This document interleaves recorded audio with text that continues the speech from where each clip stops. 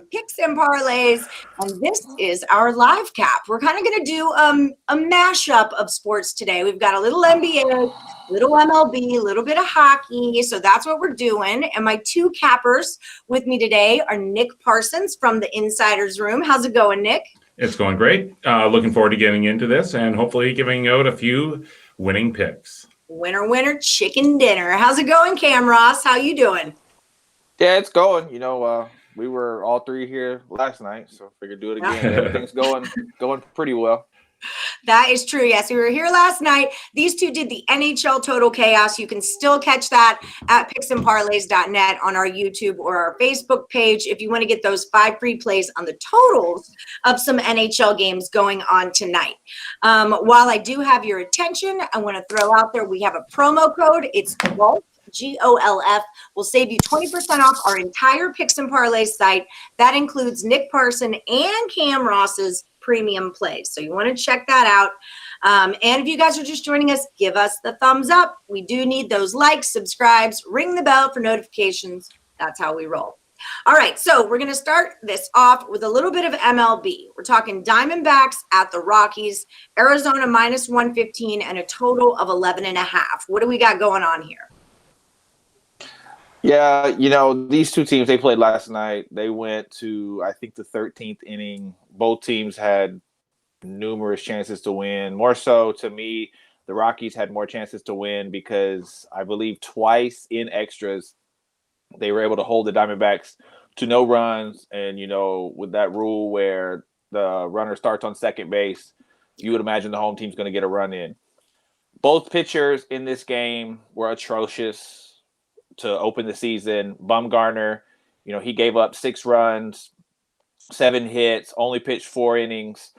He gave up two home runs, and that seems to be an issue in Colorado. But I just really think Arizona winning that game last night is going to be a lot of momentum for them, and I think they're going to ride that here. And I just really don't think Bumgarner is going to give up that much again. And on the other side of the starter, gave up. Zenzatella gave up 7 runs, 9 hits. He was just atrocious as well. 3 1/3. I'm just really liking how the Diamondbacks pulled that off last night, and I'm going to go ahead and roll with them on the real low number as I'm going to back Bumgarner. All right. Yeah, I'm showing a couple people in the chat are liking the Rockies in this one. I already took the Diamondbacks, so I'm on your team as far as that one goes. Nick, do you have any thoughts about this game? Madison Bumgarner is also a very good hitting pitcher. That's important to remember about him too. Not all pitchers can hit. In past years, he's a good one. What do you think about this one, Nick? Both pitchers did come off real poor openers. Now Senzatella, he ran into the Dodgers, of course. But he was really actually fantastic at Coors Field last year. He had, I think it was a below sub-2 ERA even, or it was definitely below 3 in his starts at Coors Field. He had the best overall ERA in the rotation for the Rockies last year. Now, recent form, of course, when you look at these two pitchers and you look at this field, my strongest play, I would like the over for sure. I can't trust either of these guys really right now, and especially at the way that crazy game, the last one there. So I would like the over in this one. I like that. I like that a lot. So Cam is taking the Diamondbacks. All right, I'm making notes real quick. And Nick is taking it over that big number. I actually did a thing on Morning Wood today where I kind of broke down over and under ballparks for everyone and explained how high altitude affects the ball and how humidity does the same thing. So take over 11.5. Sorry about that. Okay.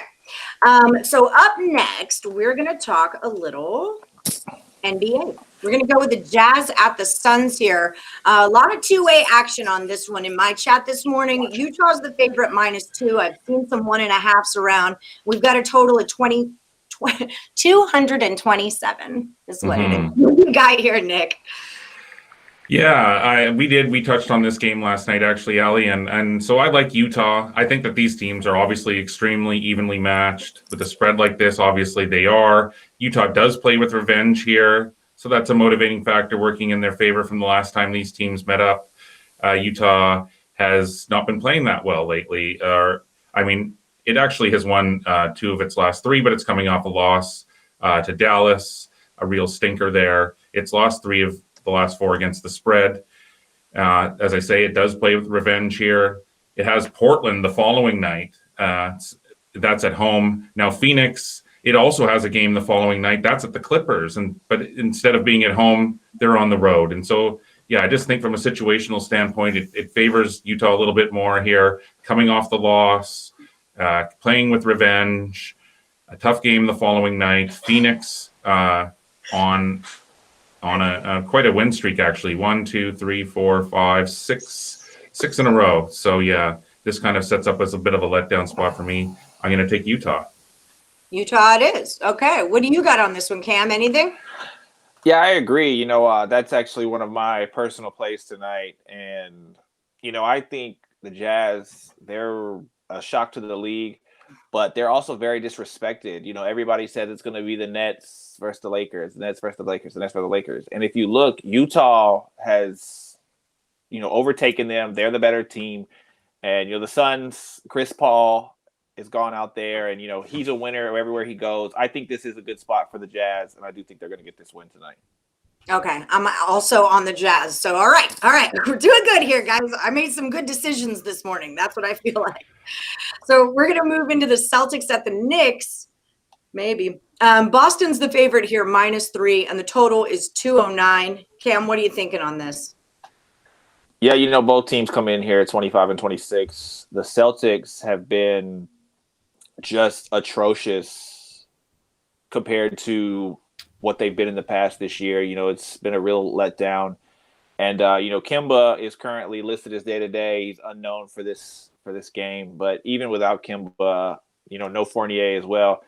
I just really think these are the type of games the Celtics need if they're going to make a push, because, the play-in bubble, trying to get in the playoffs, Boston, they don't want to play in that. They want to be just in the clear. These are the type of games they need. I think the Knicks, they played really well this year, but at home against a mediocre team, I'm going to go with Boston as, again, I think they need this game. All right. Nick, do you have any feelings? I'm in agreement. Boston coming off the lackluster loss just last night, but hey, this is a game. This is it. They need this. This is do or die almost in a sense for Boston. Both of these teams are tied. They're both sort of moving in opposite directions. But yeah, I just think that this is a game that Boston just absolutely cannot afford to lose. New York is right there with them. They're on their home court here. They're off a loss. Yeah, I like Boston here to rebound at home. Forget about the fatigue factor. Lay those short points. Lay in the short points. Okay. So let's move into the MLB. Is this MLB? Yeah, it is. So no, it's hockey. Sorry. Hockey, right. I go through this on Morning Wood. I need team names. The Minnesota Twins, the Timberwolves, the Wilds, because they're all playing right now. I don't know who Minnesota is. So I'm sorry. So Arizona Coyotes are against the LA Kings. The Kings are -110, pretty much a pick 'em here, and the total's 5.5. So Nick, what are you thinking on this one? Well, we went over this one last night on Total Chaos, and I can't remember which way that Cam went, but I think it was with the under. I like the under here. The last one went over 5. Arizona won 5-2 there, but Arizona only scores 2.67 goals per game. It only allows 2.97. Now LA, it averages 2.68 and allows 2.86. And so because that last game went over 5-2 there, these are two teams. Neither have been eliminated yet at this point. Both need a victory. That last one went over. I think that this one's going to go under. These are two teams that normally play to the under. And so I'm expecting a sort of a tighter, lower scoring affair here. And I like the under. Under we go. Cam, what do you think? Yeah, I agree with him. And I'm pretty sure I agreed with you last night as well. Right. But he's right. These teams, they're both still in it. They still have a shot. This is the 5th game of the year. Each team has split.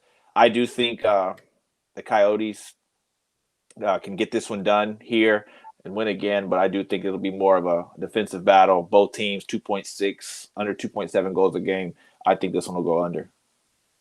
Okay. So we agree on that one. Now, this next one, the last game we're going to do is Vegas at the Blues. A lot of people are loving this over on the board today. A lot of people love Vegas. They love the puck line Vegas. They love alternate puck lines and over and all that stuff. So I know you both went with an over last night on the show. What are we still thinking that today? Where are we going here? Cam, go ahead.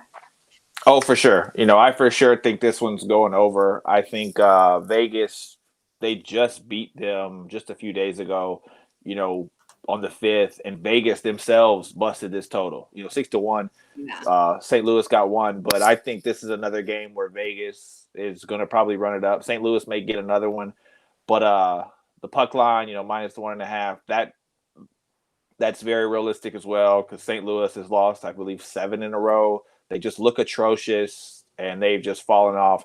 Vegas seems to be rolling and making their move. A line, 45, you would expect this to be higher. I myself personally am also on this game. Vegas minus the 145. I think they're going to win. I think they can cover the puck line, and I do think it's going to go over. All right, Nick, what do you think? Yeah, my strongest play would be on the over. I hate to go against teams that are on big, long losing streaks. I like to I like to predict when those teams are going to bounce back and find that spot. And off of a 6-1 loss, this is a revenge scenario. But one thing that we pointed out, Vegas, previous to that win, had lost 3 in a row. So it's not like it can afford to let up here or look past St. Louis again. This is a game that it needs to win. These are the types of victories down the stretch here. So I would lean Vegas, as I say, but that line, it seems kind of fishy at minus 145 there a little bit. So that's why I'm going to steer clear of the side, and I like the over in this one. Okay. Yeah, I was wondering about that as well. Seems really low for Vegas, but then I was like, but it's Vegas on the road. But yeah, I agree. That line did feel a little off-putting for me. So I'm with you. Rycape saying he's not taking the Blues, but he's not taking VGK either. So take the over. Yeah, take the over, man. He's doing it, man. Do it. Everyone else is doing it. Yeah. All right. So VGK isn't the same team on the road, is what he says. So yeah, there you go. Okay. That's true. Okay. Yeah, totally. So let's do a quick recap. Before we do, I want to remind you guys, hit the like button, give us that thumbs up, ring the bell, subscribe, hit that bell for notifications. That way you never miss our free picks. And if you're over at picksandparlays.net, use the promo code GOLF. It will save you 20% off the entire site, including picks from Nick Parsons over at the Insiders Room. That's where you can find him on the Picks and Parlays leaderboard also. And Cam Ross at I_am_Cam20. That's where you can find them on Twitter and also on picksandparlays.net. Okay, so we're going to do a quick recap. In the Diamondbacks at the Rockies, Cam is saying take the Diamondbacks. I already took the Diamondbacks also, so I'll co-sign that one with you. And Nick is saying take it over 11.5. Not trusting either one of those pitchers. I think good play on both of those.